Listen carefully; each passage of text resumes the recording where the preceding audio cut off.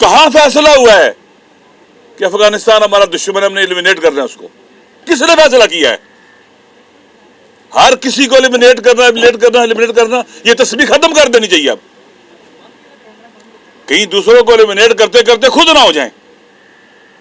اس لیے میری گزارش ہے کہ ہم اسی طرح سے آپ دیکھ لیں کرم کا مسئلہ، اب چھوٹے چھوٹے مسائل دیکھیں، بڑے مسائل بن رہے ہیں۔ کرم کا مسئلہ یقین کر لیں، میں آپ کے سامنے کھڑا ہوں، یہ ایک ہفتے کے اندر آرام سے حل ہو سکتا تھا، ایک ہفتے کے اندر۔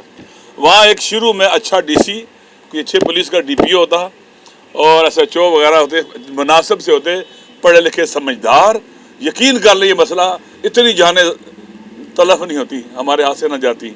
لیکن وہاں پر ان کی نالائکی کی وجہ سے، نااہلی کی وجہ سے، انکمپیٹنسی کی وجہ سے، بے توجہی کی وجہ سے، غفلت کی وجہ سے، صوبائی حکومت اور لوکل ایڈمنسٹریشن اور ہمارے وہ ادارے جن کی ذمہ داری امن و امان ہے، سیکورٹی کے ادارے جنہیں آپ کہتے ہیں، ان سب کی مشترکہ نااہلی ہے، نالائکی ہے، بے توجہی ہے۔ اور وہ علاقہ دیکھیں جہاں محبت اور دوستی ہونی چاہیے تھی، وہاں پر جنگیں، نفرتیں۔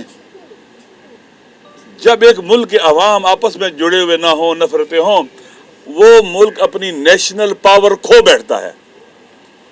جس ملک کی نیشنل پاور نہ ہو، قوم کمزور ہو، قوم ملت کمزور ہو، وہ کبھی بھی بوجھ نہیں اٹھا سکتے، مشکلات کر سکتی ہوں گاروں، ملک نہیں چل سکتا۔ وہاں پر محبت پھیلانی چاہیے تھی، دوستی کو رواج دینا چاہیے تھا، وہاں کی اکثریت کٹھے رہنا چاہتی ہے۔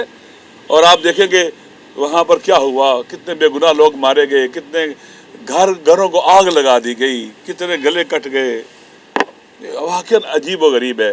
اور پھر جب احتجاج کیا ہم نے کہ راستے کھولیں، جلدی فیصلے کریں، ہم نے کراچی میں، پورے پاکستان میں دھرنا دیا۔ دیکھیں ہم مسلمان ہیں، رسول پاک علیہ السلام کی حدیث ہے کہ من سمع رجلا ینادی علی المسلمین ولم یجب فلیس مسلم۔ اگر کسی نے کسی شخص کو سنا وہ مسلمانوں کو مدد کے لیے پکار ہے کہ میں مظلوم ہوں، میری مدد کرو، اور اس کی مدد نہیں کی جاتی، رسول پاک فرماتے ہیں کہ وہ مطلوبہ مسلمان نہیں ہے، ایک کامل مسلمان نہیں ہے، ناقص مسلمان ہے وہ۔